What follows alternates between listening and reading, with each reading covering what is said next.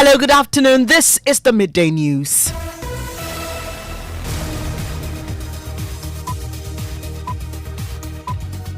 The news is live on Joy 99.7 in Accra, Love 99.5 in Kumasi, affiliate across Ghana's 16 regions, including Bedouin FM Bunkrugu, Sand City Radio Keta, Volta Premier Ho, ATL FM Cape Coast, Radio Max Takrade, and Rage 104.9 in Tamale. We are live on Twitter Spaces, Facebook live stream, and myjoyonline.com interactive app. The Midday News is sponsored by Petrosol, your clean fuel in full quantity. Petrosol, always a delightful experience. And Duraplus Ghana Limited, producers of quality PVC pipes and water tank. Where Duraplus goes, water flows. Coming up, despite release of all 184 residents of a shaman picked up by military over killing of young soldier, there are reports some community members are still unaccounted for. I note that we continue to receive reports from certain individuals about missing persons or persons who are still unaccounted for since the last military operation. And we are investigating that as much as we can to be able to confirm whether or not these individuals have been picked up by the Ghana Armed Forces.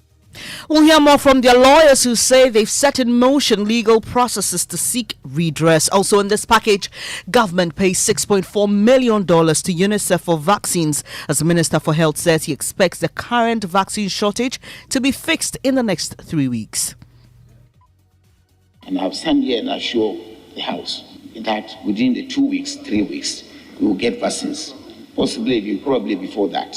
So I can't lay my hands on specific dates. We may get the vaccines probably even earlier than the 3 weeks that I'm talking about. And former Member of Parliament opens up on financial challenges former MPs face as he argues replacing ex gratia payment with robust pension schemes will protect legislators and save the taxpayer. You could be given some money in bulk, then they spread the rest over your lifetime. In parliaments where pension schemes exist, they don't pay them ex gratia. Also in this package, constituency executives of NDC Ningo Pram accuse MP Sam George of attempts to block any campaign meeting between delegates and Dr. Kwabena Dufo as they accuse him of rallying behind his favorite candidate, John Mahama. He's telling all the executives they shouldn't attend to any of the meetings. I saw it on a platform. And in sports, after 5 years of commencing work on 10 multipurpose youth resource centers, the National Youth Authority finally appears to have a deadline on when those projects will be ready. And Ghana is advancing in selected areas of digital transformation, but digital infrastructure remains a challenge for the country. Details of the latest indicators released by the UNDP in its latest Digital Development Compass. So I would say there's some things that are happening and advancing very well, but more work needs to be done on the digital infrastructure and improving access for. Meanwhile, President Akufo-Addo assures government will remain committed to its course of advancing technology. And much later in the bulletin, celebrity film actor Idris Elba describes his visit to Ghana and why he had to abandon his jeans for Kente to meet the Asante-Hene. I was like, oh man, I'm going to meet the king and just going to fall off me and just be standing there in my boxers. And I was like, please, let this not happen to me. So I did my thing, really gently. Details of these and more here on the Midday News with me, Bernice Abubeidulansa. Thanks for choosing us. Joy News, independent, fearless and credible.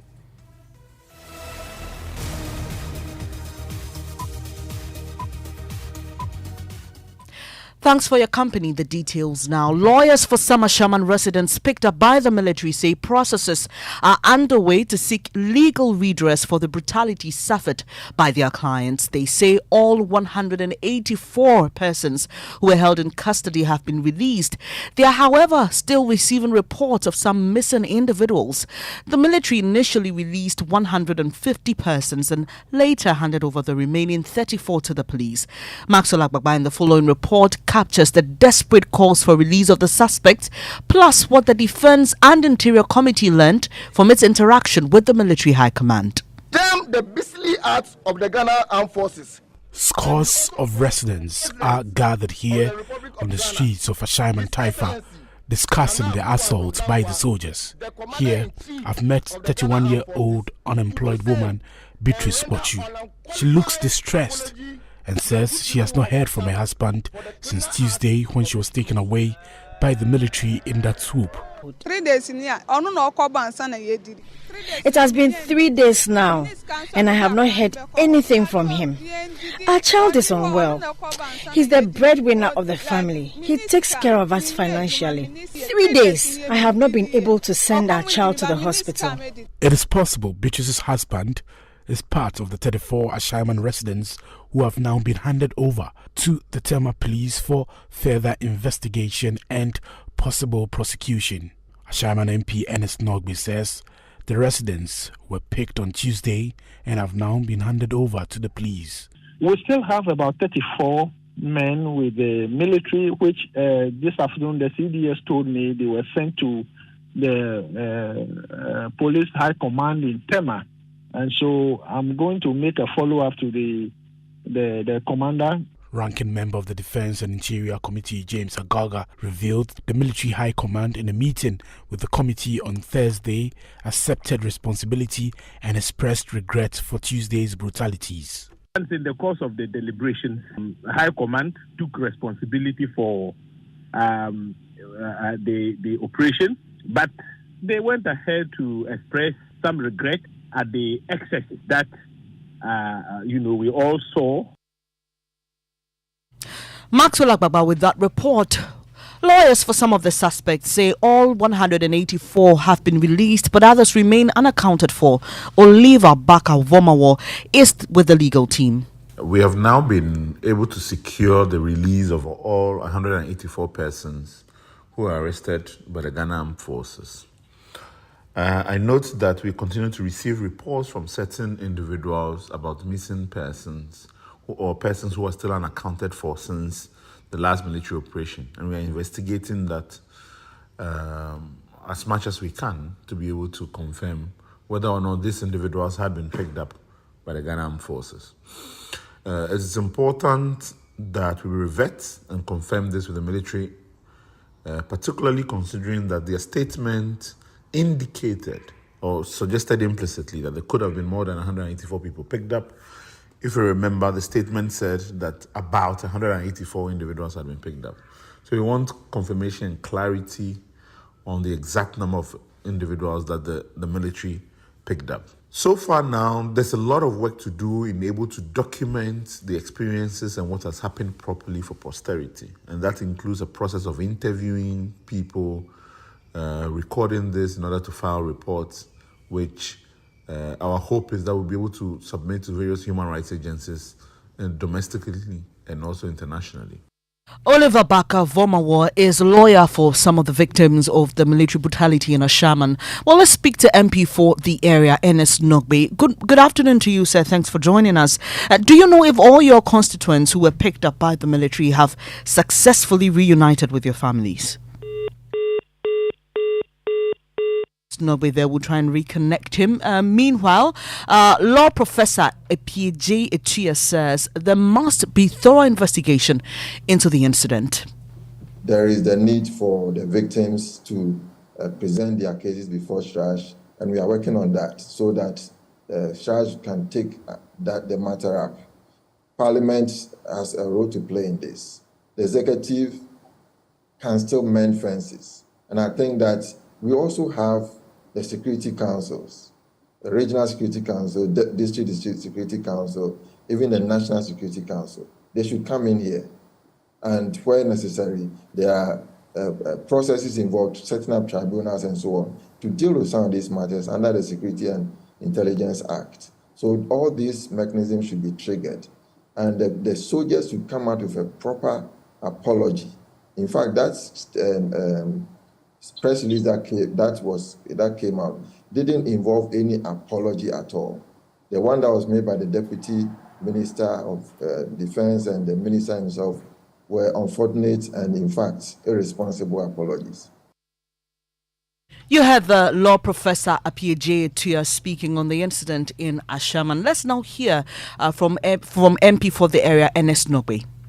I've not been able to see them as we speak, but we are making frantic efforts to have all of them at one place so that we'll be able to talk to them. But yes, I can confirm that yesterday I met with the Chief of Defense Staff who told me they were going to release them as at yesterday. And so early this morning we spoke and he confirmed to me that he has released them back to the community. They were not released to the police command, they were just released back into the community. So I'm making frantic efforts to put all of them together so that we can speak to them.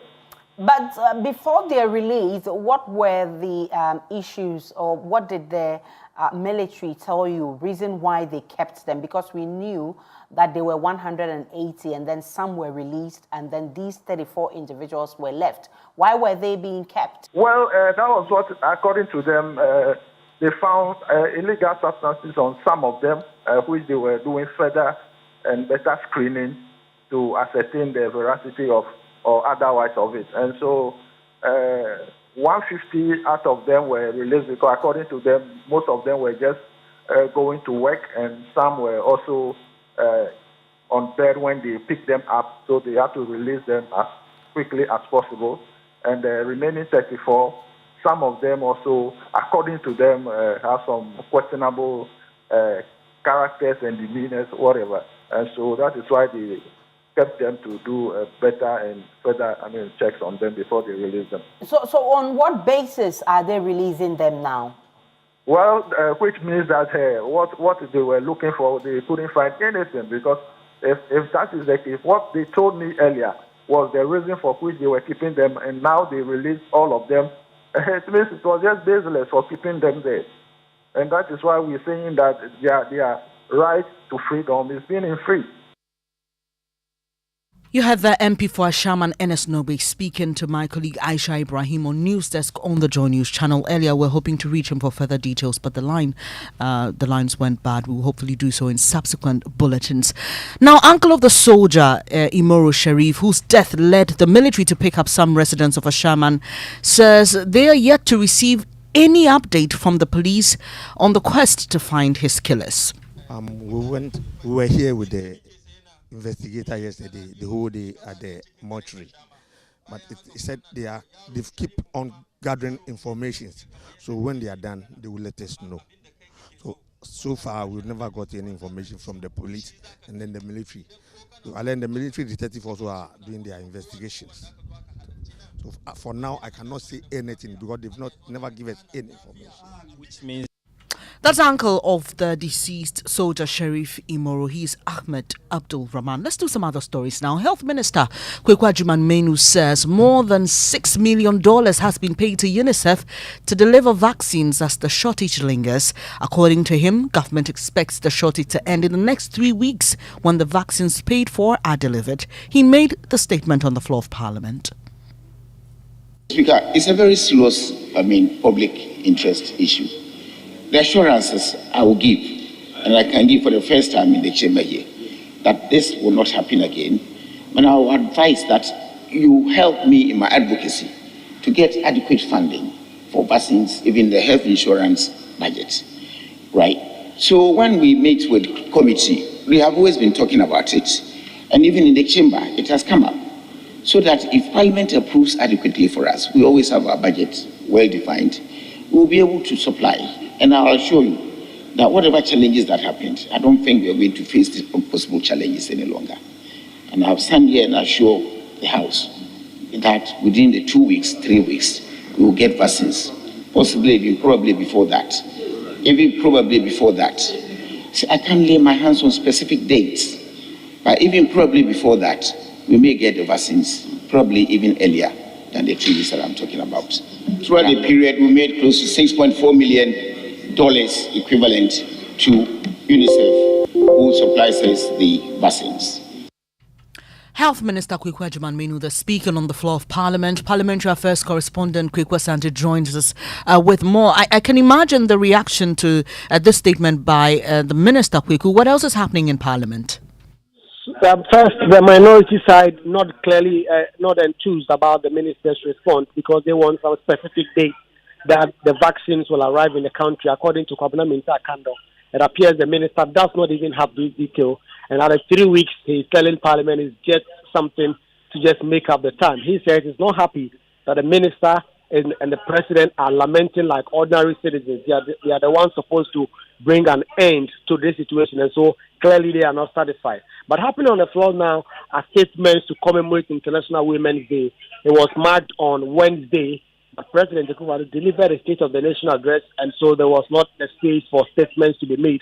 We've heard so far from Eslo Usu Ekufo, who says that it should get to a point where the affirmative action bill is not only passed, but female MPs should be contested only by other females and not males. Currently in Parliament, there are 40 female MPs, 20 on both sides. There are those who have said that it's woefully inadequate for a country which has about 50% female population. And so MPs on both sides seeming to say that we must get to the point where we have much more female representation in Parliament and elsewhere. Grateful. That's Parliamentary Affairs correspondent Kweku Asante there, away from Parliament. Former MP for Hohoi, Kosi Kedem, says former parliamentarians face financial difficulties once they leave office.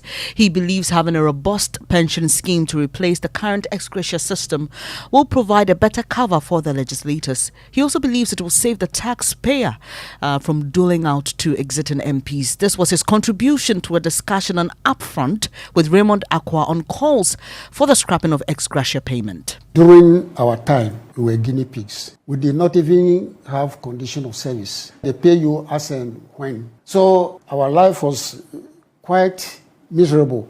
In other parliaments, they have pension schemes. Whatever you are paid, you have to depend on it for life. And we're fighting for at least that this pension scheme should be introduced. How can you, the money they were paying to us, it was a very dangerous and unsafe mechanism. You could be giving some money in bulk, then they spread the rest over your lifetime. So they can cancel ex gratia and replace your pension? Well, it would be a good idea because in parliaments where pension schemes exist, they don't pay them ex gratia. You cannot have ex gratia and pension at the same time. Former MP for Hohoi, Kosi Kedem, speaking to Raymond Akwa on Upfront. You're listening to the Midday News here on Joy 99.7 FM. Now, some executives of the NDC in the Ningo Prampram constituency are accusing the MP, Sam George, and the chairman of attempting to block any meeting between delegates and flag bearer aspirant Dr. Kwabena Dufo. They say they are being asked to rally their support for John Mahama. They are not happy about this and they want the MP to desist from such actions. Samuel Imbura has more. According to the executives, the MP had earlier issued a message on their platforms warning them not to support any candidate apart from John Mahama, who is his favorite candidate, a directive they see as oppressive and against the party's guidelines on the upcoming election. They registered their displeasure to Joy News during a campaign tour by presidential aspirant of the NDC, Dr. Kwabena Dufo, to the Ningo Prampram constituency. He's telling all the constituency or executive and the branch executive that they shouldn't attend to any of the meeting which any of the presidential candidates call. He circulated, I have it on my phone, he circulated on various platforms. Was it specific on Dr. Dufo or specific on Dr. Dufo? Even some of we, the constituency executive, he started tagging us, attacking us here and then, talking anyhow. I saw it on a platform. It was broadcasted that people who are really for His Excellency, the former President John Dramani Mahama, should not. Even though we are being not allowed to come together to receive him, we realize that it's a rule for us to allow him to come and speak. It has come to my notice as a former chairman. I felt so bad for this kind of things to be happening in our constituency nowadays. It has never happened before. Responding to the claims by some of the constituency executives, Sam George said he was not consulted by the Dufo camp before coming, a reason he directed the executives in the constituency not to attend the meeting. This should be a clear message to anybody who seeks to lead the NDC. That the very first thing we would expect of that person is that the person respects the structures. If you want to lead the NDC as this flag bearer, and you cannot respect the structures of the NDC, you are not fit to lead the NDC. I'm putting on record that the Do4 campaign did not engage me as Member of Parliament or my constituency chairman in coming into my constituency. Meanwhile, Dr. Kwabena Dufo has appealed for unity within the party ahead of the elections while promising to return power to the masses when given the mandate. The bush rat does not go out in the afternoon. But when it does, there is a problem. That is why I am out to solve that problem. I am in the contest because I want to take you out from the current economic challenges. Samuel Imbura with that report. This is the midday news stories gone by. Despite release of all 184 residents of Ashaman picked up by military over killing of young soldier, there are still fears others may be missing. Also, government pays $6.4 million to UNICEF for vaccines as Minister for Health says he expects the current shortage to be fixed in the next 3 weeks. Still to come, we've got sports, and celebrity film actor Idris Elba describes his visit to Ghana and why he had to abandon his jeans for Kente to meet the Asante Hene. I was like, oh man, I'm going to meet the king and just going to fall off me and just be standing there in my boxers. And I was like, please, let this not happen to me. So I did my thing, really gently. Keys. What could be simpler than a key? Who doesn't have a key? A car key, an office key, a drawer key. But there's one key that rules them all. The house key. The key to a place we call home. The key to the home where everything comes together. The key to a home that is our own. A home where we make life happen with our families and loved ones. Adoha has been working hard for over 30 years to make home ownership within reach for many. Say yes to property with Adoha.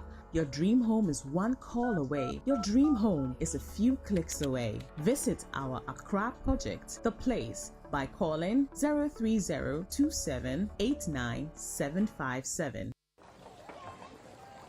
Imagine say water wake up at dawn. You know buff, you know chop. Where it vanish for your area for 2 weeks. You not get one drop safe inside your tank. Hey. Hajia, our life was in dangerous. Only our neighbor gets water with water tank. Water tank? Yes, water tank. Mamma mia, that water tank gets meter for checking water level. That water tank be fine past Kumasi Selindion. That water tank be tough like Ghana Army. That water tank, they carry water pepe, so say some no go left inside the supply tank. What a tank! That's my boss, Mr. Poncho go talk. Beautiful, durable, with water level indicator and accurate volume of water. Water tank. What a tank! By Duraplast.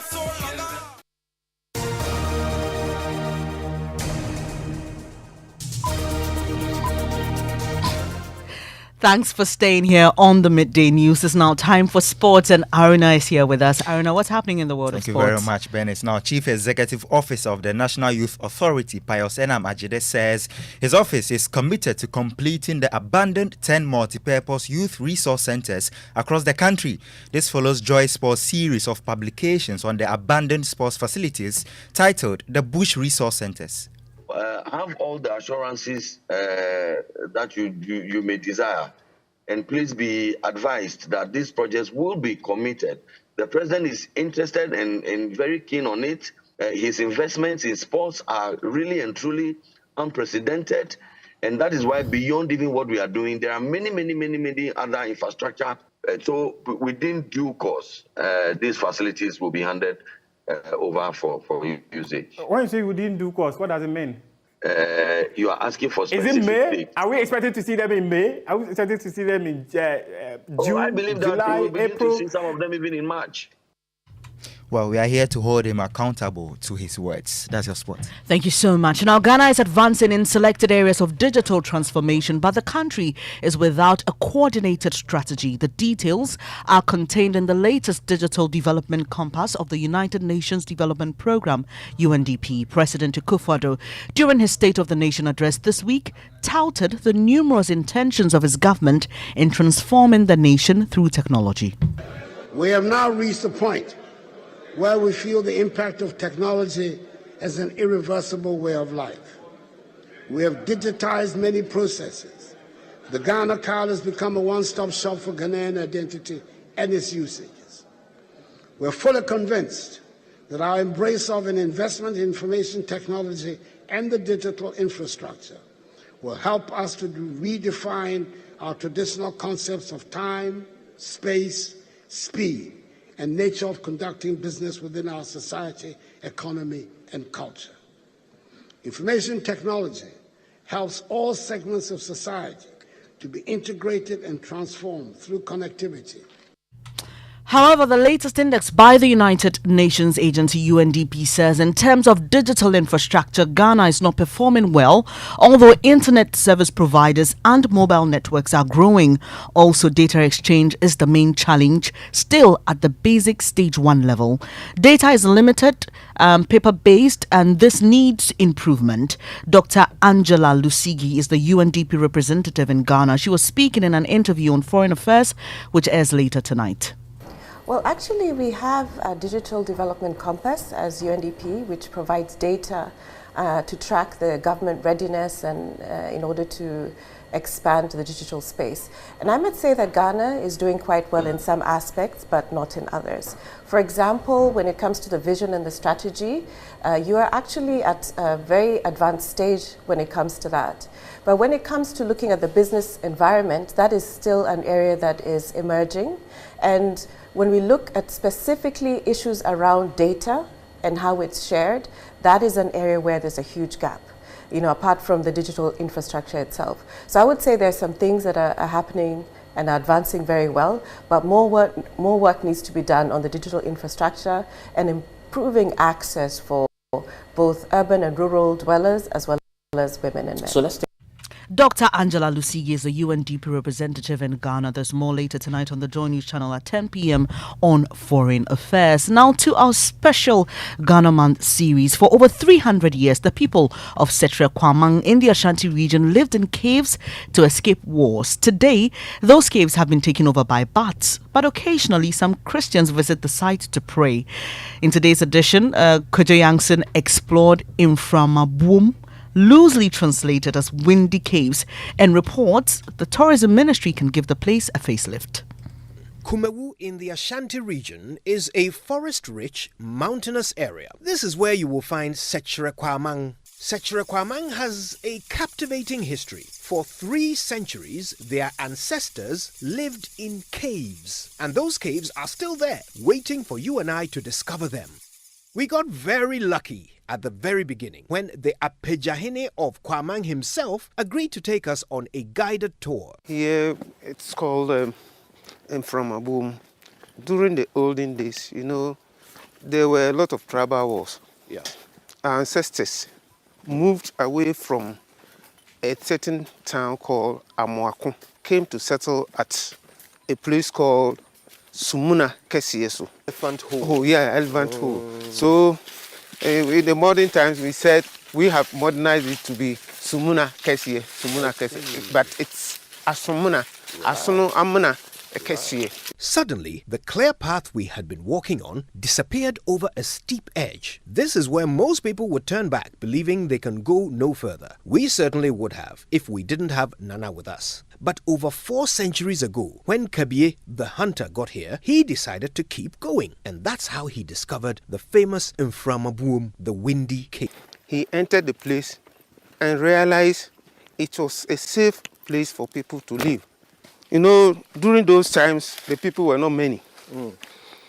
So the chief decided to move his people to this place to settle, so that enemies could not attack.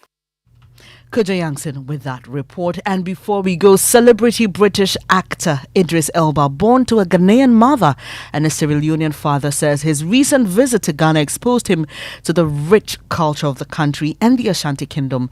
Idris, who has starred in both UK and American productions, says but for wise counsel, he would have presented himself in jeans before the Asante Hene during the last Akwesi. He spoke on the US Late Show with Stephen Colbert. The king, the Ashanti king, said, hey, I'm a big fan. Why don't you come to my yearly procession where I meet all of my kingdom, of which is a very big, vast kingdom. And he said, please come down and say hi. What? Yes. So I showed up in my jeans. They were like, no. You got to wear this. And that was the outfit. And it was a really fascinating day. I mean, it was beautiful. The tradition was rich. And this is a kente outfit, cloth. Was it hard? Is there a special way to? There's a system. So when you meet the king, typically what you have to do, you have to drop the shoulder down a little bit. and then shake the king's hand. It's part of the tradition. What does it symbolize? Like openness or something like that? Yes, it's just a sort of like symbol of sort of respect. I was like, oh man, I'm gonna meet the king and just it's gonna fall off me and just be standing there in my boxers. And I was like, please, let this not happen to me. So I did my thing, really gently. It was actually a really beautiful time. I don't mean to make fun of it. It was very beautiful. I watch you, watching me, watching you. I'd imagine all the things where I know we go do. Idris Elba there speaking to Stephen Colbert on The Late Show. There's more news when you log on to myjoyonline.com. That's how we end this edition of the Midday News with me, Bernice Abubedu Lancer. News on the site include former sports minister jailed 7 days for contempt over land. And on News File this weekend, a soldier's murder suspends rule of law and the state of a broke begging state at IMF. Do join host Samson Ladi Anyenene and his guests. Thanks for your company once again. Do stay. Up next is Living Word with Pastor Mensura Tabo.